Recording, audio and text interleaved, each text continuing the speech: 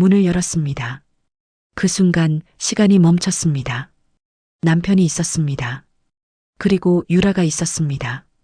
시아버지의 아내, 이 집에 새로 들어온 그 여자가 제 남편과 함께 있었습니다.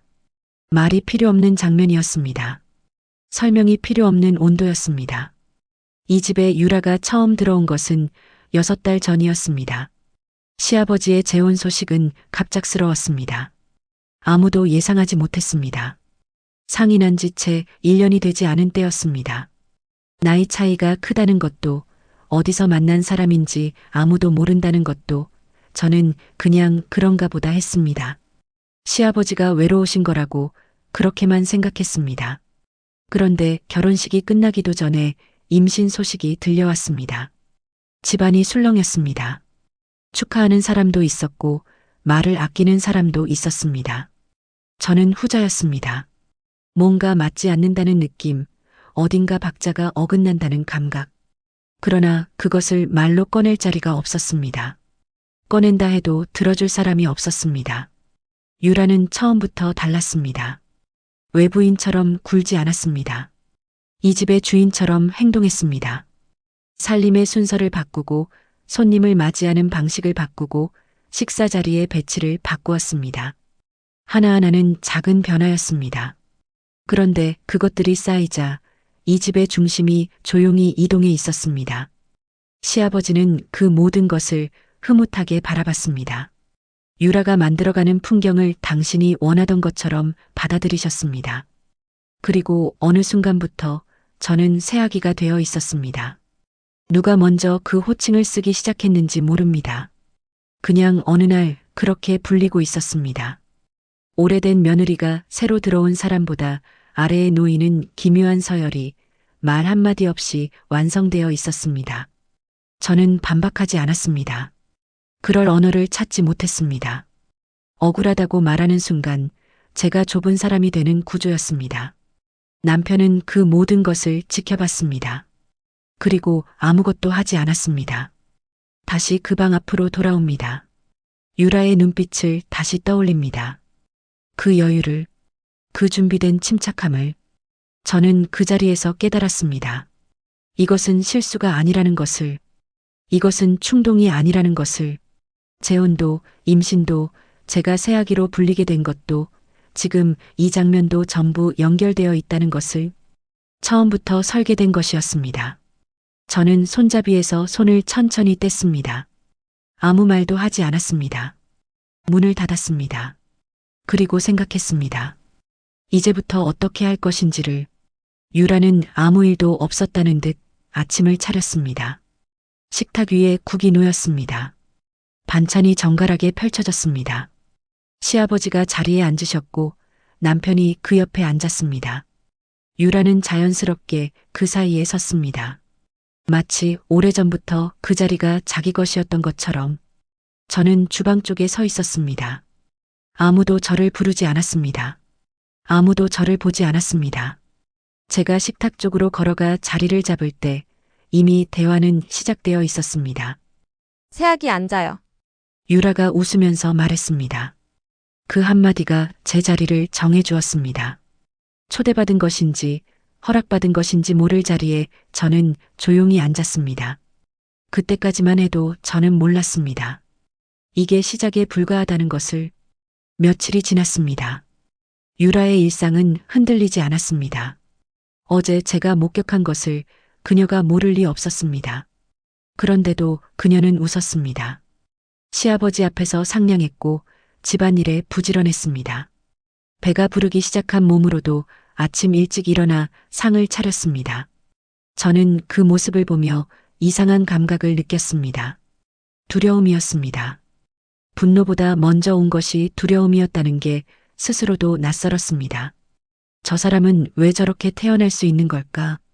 저 눈빛은 어디서 오는 걸까? 그 생각이 머릿속에서 떠나지 않았습니다. 남편은 평소와 다르지 않았습니다. 아침에 출근했고 저녁에 돌아왔습니다. 밥을 먹었고 씻었고 잠들었습니다. 저와 눈을 맞추지 않았습니다. 제가 말을 걸면 짧게 대답했습니다. 그것이 전부였습니다. 저는 기다렸습니다. 무언가 말이 있을 거라고, 설명이 있을 거라고. 아무것도 오지 않았습니다. 두 번째 식사 자리였습니다. 시아버지의 지인 내외가 방문한 날이었습니다. 거실에 음식이 차려졌고 유라가 자리를 이끌었습니다. 손님들은 유라를 살뜰히 챙겼습니다. 배가 많이 불렀군요. 얼마나 됐어요? 이 집 참 분위기 좋네요. 유라는 환하게 웃으며 대답했습니다. 저는 그 자리에서 음식을 나르고 있었습니다. 손님 중 한 분이 저를 보며 물었습니다. 며느리 되시는 분이에요? 그 말에 유라가 먼저 대답했습니다. 네, 우리 새아기예요. 둘째가 없어서 좀 한가하죠. 웃음이 따라왔습니다. 부드러운 톤이었습니다. 아기가 있다고 보기 어려운 말투였습니다. 그런데 손님들도 따라 웃었습니다. 저는 쟁반을 내려놓았습니다. 시선을 어디에 둬야 할지 몰랐습니다. 입술을 다물었습니다. 웃어야 하는지, 뭔가 말해야 하는지 판단이 서지 않는 채로 그냥 서 있었습니다. 남편은 그 자리에서 아무 말도 하지 않았습니다. 그날 밤 저는 오래 잠들지 못했습니다. 손님들의 웃음소리가 귓가에서 맴돌았습니다. 제가 느낀 수치심이 정당한 것인지 아니면 제가 너무 예민한 것인지 스스로에게 물었습니다. 답이 나오지 않았습니다. 그것이 더 괴로웠습니다. 세 번째는 달랐습니다. 시어머니 기일에 일가 친척이 모인 자리였습니다. 아이 교육 얘기가 나왔습니다. 누군가 아이를 대치동에 보낸다는 얘기를 꺼냈습니다. 그 말이 끝나기도 전에 유라가 끼어들었습니다. 요즘 애들 머리로는 대치동 보내봤자 돈 낭비죠. 잠깐 침묵이 흘렀습니다. 남편이 돈을 못 벌면 교육이라도 현실적으로 해야죠. 뭐 사람마다 사정이 다르니까요. 유라는 찻잔을 들었습니다. 자연스럽게, 여유롭게. 그 말이 누구를 향한 것인지 모르는 사람은 없었습니다. 그런데도 아무도 말하지 않았습니다. 시아버지는 다른 곳을 보셨습니다.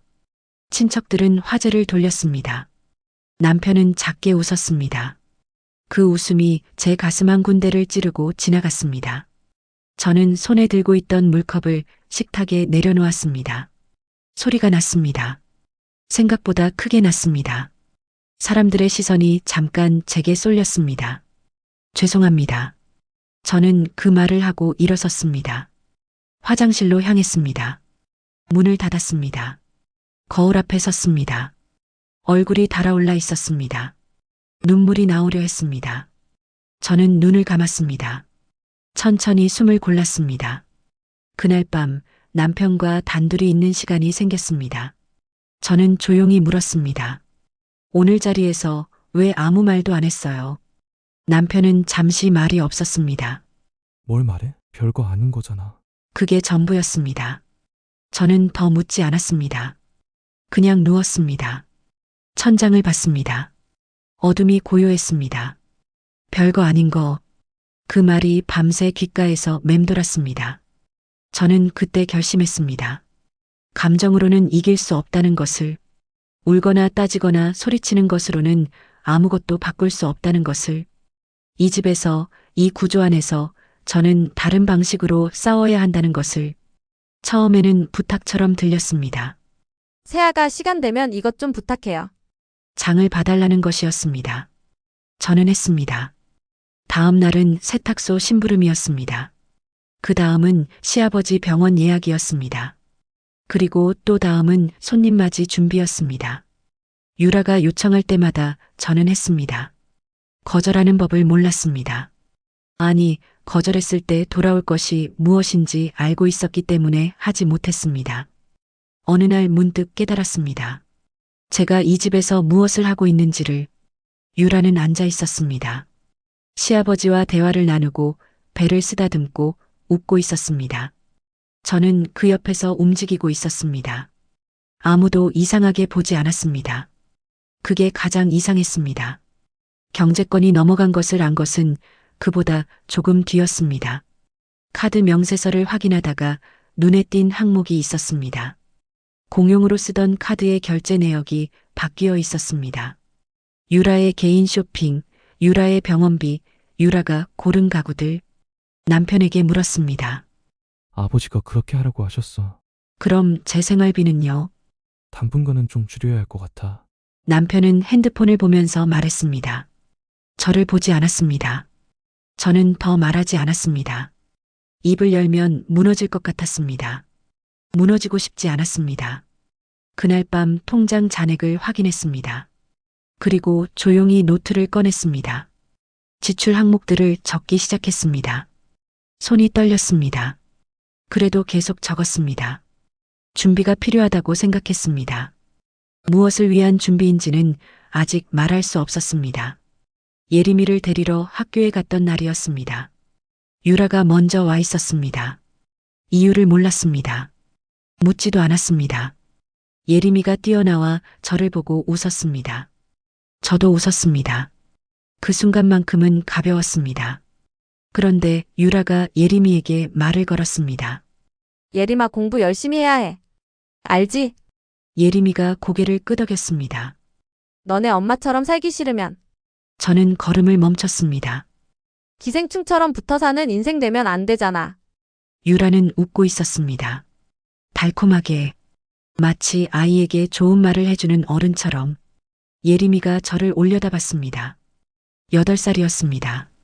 그 말이 무슨 뜻인지 정확히는 몰랐겠지만 엄마의 표정이 굳었다는 것은 알았습니다. 아이의 눈이 흔들렸습니다. 그 눈빛을 보는 순간이었습니다. 지금까지 쌓인 것들이 한꺼번에 올라왔습니다. 식탁에서의 말들, 남편의 웃음, 카드 명세서, 쟁반을 내려놓던 소리, 화장실 거울 앞에서 참았던 눈물. 그 모든 것이 한꺼번에 몸 안에서 치밀었습니다. 손이 먼저 움직였습니다. 유라의 뺨을 쳤습니다. 소리가 났습니다. 날카롭고 선명한 소리였습니다. 유라가 한 걸음 비틀거렸습니다. 처음으로 그녀의 표정이 흔들렸습니다. 예림이가 놀라 제 팔을 붙잡았습니다. 저는 손을 내렸습니다. 숨을 쉬었습니다. 그날 저녁 집이 뒤집혔습니다. 유라는 시아버지께 모든 것을 말했습니다. 제가 이유 없이 때렸다고 했습니다. 임산부를 폭행했다고 했습니다. 목소리가 떨렸고 눈물이 흘렀습니다. 시아버지의 얼굴이 굳었습니다. 네가 감히 저는 왜 그랬는지 말하려 했습니다. 예림이 앞에서 유라가 한 말을, 지금까지 있었던 일들을 꺼내려 했습니다. 그런데 말이 나오지 않았습니다. 어디서부터 시작해야 할지 몰랐습니다. 너무 많았습니다. 너무 오래되었습니다. 남편이 거실 끝에 서 있었습니다. 저는 그를 봤습니다. 눈이 마주쳤습니다. 딱 한 번. 남편은 고개를 돌렸습니다. 그것으로 충분했습니다. 모든 것이 명확해졌습니다. 시아버지가 말씀하셨습니다. 당분간 친정에 가 있거라. 퇴출이었습니다. 부드러운 말로 포장된 퇴출이었습니다. 예림이를 재웠습니다. 아이의 숨소리가 고르게 들렸습니다. 저는 그 옆에 앉아 있었습니다. 오래 앉아 있었습니다. 아이의 머리칼을 한번 쓸었습니다. 이 집을 나가면 그 다음은 어떻게 되는 걸까? 여러분이라면 어떻게 하시겠습니까? 이 상황에서 아직 용서가 가능하다고 생각하십니까? 이건 이미 이혼 사유가 된다고 보십니까? 저는 가방을 꺼냈습니다. 예림이 것을 먼저 챙겼습니다. 그러다 손이 멈췄습니다. 노트가 보였습니다. 지출 항목을 적어두었던 그 노트. 저는 그것을 가방 맨 안쪽에 넣었습니다. 버리지 않았습니다. 아직은 쓸 일이 있을 것 같았습니다. 친정방은 작았습니다. 창문 하나, 싱글 침대 하나. 예림이와 나란히 누우면 꽉 찼습니다. 어릴 때 쓰던 방이었습니다. 벽지 무늬가 그대로였습니다. 저는 천장을 보며 누워 있었습니다. 울지 않았습니다. 이상하게도 눈물이 나오지 않았습니다. 대신 머릿속이 이상하리만큼 조용했습니다. 그 고요함 속에서 생각이 시작되었습니다. 노트를 꺼냈습니다. 저는 빈 페이지를 펼쳤습니다. 그리고 기억나는 것들을 적기 시작했습니다. 날짜, 장소, 말, 표정, 행동. 지난 6달을 천천히 되감았습니다. 유라가 이 집에 들어온 날, 임신 발표를 한 날, 그 이후 유라가 병원에 다녀왔다는 이야기를 들은 적이 있었던가. 없었습니다. 한 번도 없었습니다. 임신 발표 이후 몇 달이 지났습니다. 그런데 유라가 산부인과에 다녀왔다는 말을 저는 한 번도 들은 적이 없었습니다. 배가 불러오는 속도도 어딘가 자연스럽지 않았습니다. 저는 노트에 물음표를 적었습니다. 임신이 사실인가? 다음 날 오전이었습니다. 어머니가 외출하신 사이 저는 혼자 앉아 핸드폰을 들었습니다. 유라의 SNS를 열었습니다. 게시물이 많지 않았습니다. 그런데 스크롤을 내리다가 손이 멈췄습니다. 유라가 태그된 오래된 사진이었습니다. 재혼 발표 이전의 것이었습니다. 장소는 낯익었습니다. 남편이 자주 가던 곳이었습니다. 사진 속 유라의 옆에 남편과 닮은 실루엣이 있었습니다. 흐릿했습니다. 확신할 수 없었습니다. 그러나 저는 그 사진을 캡처했습니다. 날짜를 확인했습니다. 노트에 적었습니다. 작은 조각이었습니다. 그러나 방향이 보이기 시작했습니다. 그 주 목요일이었습니다. 저는 집 근처 약국 앞에 서 있었습니다. 유라가 가끔 들른다는 것을 예전에 들은 적 있었습니다. 오래 기다렸습니다. 발이 아팠습니다. 그래도 자리를 지켰습니다. 그런데 유라가 나왔습니다. 혼자였습니다. 배를 감싸는 동작이 없었습니다. 약봉투를 들고 있었습니다. 유라가 핸드폰을 꺼내 들었습니다. 통화를 시작했습니다. 목소리가 낮았습니다. 주변을 한번 살폈습니다. 저는 멈췄습니다. 지금은 좀 어렵고 다음 주에 봐. 그 한 문장이 들렸습니다. 시아버지에게 하는 말투가 아니었습니다. 저는 핸드폰을 들었습니다. 손이 떨렸습니다. 녹음 버튼을 눌렀습니다. 늦었습니다. 그 한 문장은 이미 지나갔습니다. 저는 그 자리에 서 있었습니다. 유라가 골목 쪽으로 사라지는 것을 봤습니다. 늦었다고 생각했습니다. 그런데 다음 순간 생각이 바뀌었습니다. 늦지 않았다고. 이제 시작이라고. 밤에 노트를 다시 펼쳤습니다. 적힌 것들을 처음부터 읽었습니다. 병원 기록이 없다는 것, SNS 사진의 날짜, 약국 앞에서 들은 목소리의 온도, 남편의 동선이 일치하던 날들, 하나하나는 작았습니다. 그런데 전부 놓고 보니 방향이 같았습니다. 유라는 이 집에 처음부터 목적을 가지고 들어온 것이었습니다. 임신을 이용해 시아버지의 신뢰를 얻고 남편을 끌어들여 공모 구조를 만들었습니다. 그 끝에 돈이 있다는 것은 더 이상 의심이 아니었습니다. 저는 노트를 덮었습니다. 그리고 처음으로 울지 않고 결심했습니다. 유라가 웃고 있는 동안 저는 싸울 것이었습니다. 무너뜨릴 준비를. 서두르지 않았습니다. 모든 것을 알고 있으면서 아무것도 모르는 척 기다리는 것. 그것이 가장 힘든 일이었습니다. 그러나 저는 배웠습니다. 감정이 앞서면 진다는 것을. 이번에는 제가 설계하는 쪽이어야 했습니다. 친정에서 돌아온 지 열흘이 지났습니다. 시아버지의 요청이 있었습니다. 집안 어른들이 모이는 자리가 있으니 들어오라는 말이었습니다. 저는 거절하지 않았습니다. 오히려 기다리던 자리였습니다. 그 전날 밤이었습니다. 저는 핸드폰을 꺼냈습니다.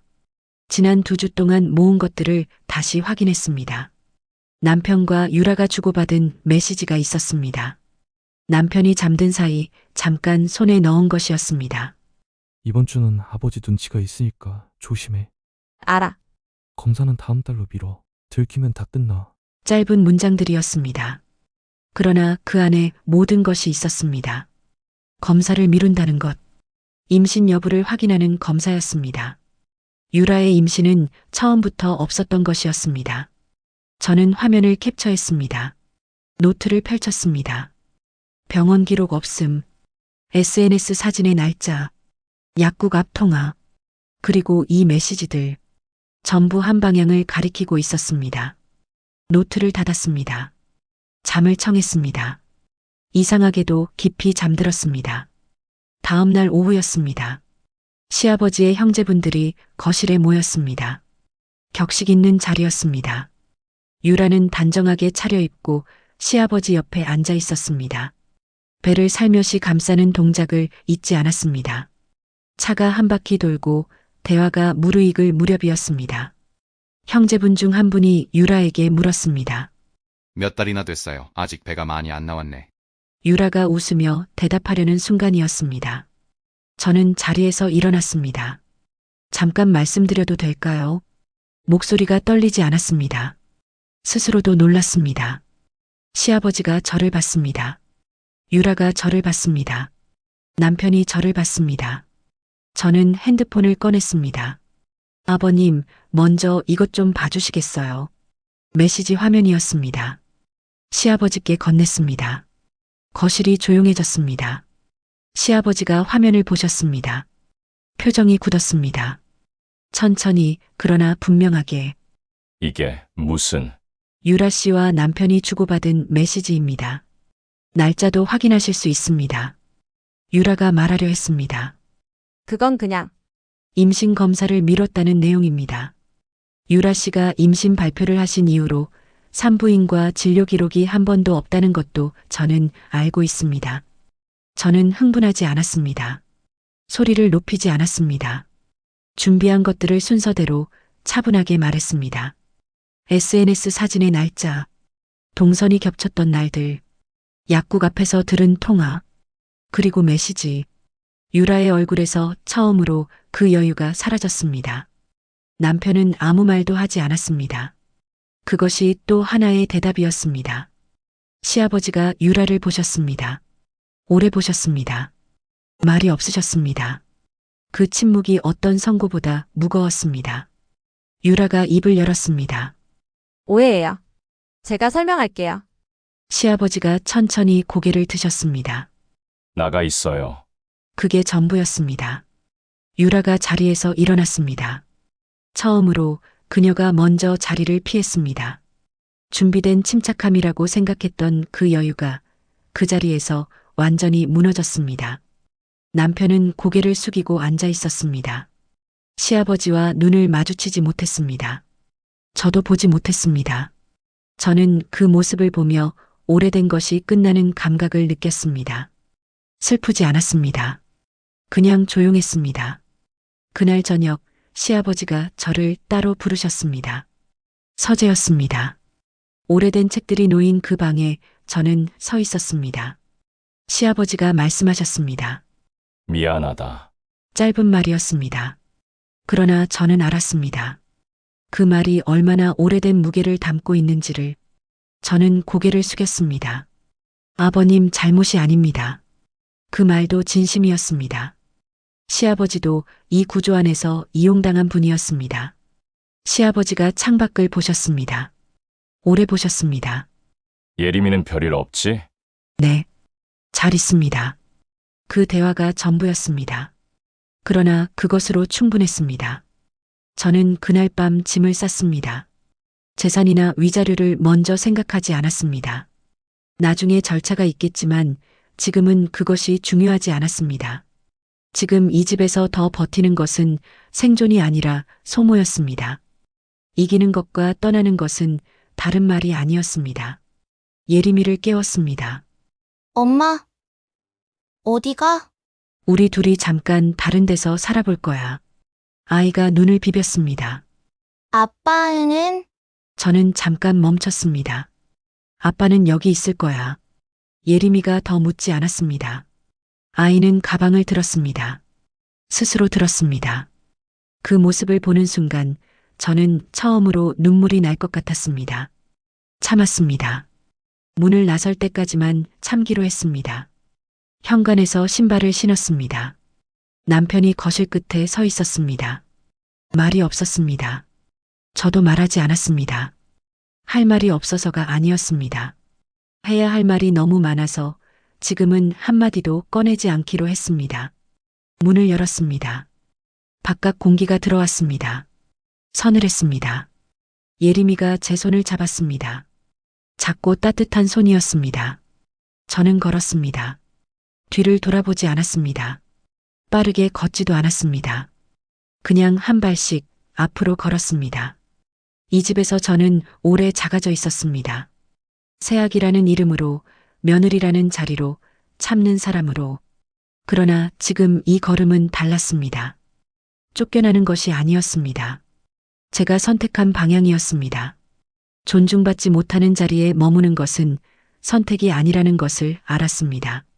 여러분께 묻고 싶습니다. 여러분이라면 이 상황에서 용서하시겠습니까? 남편을, 그리고 이 모든 것을. 이건 이혼 사유가 맞다고 생각하십니까?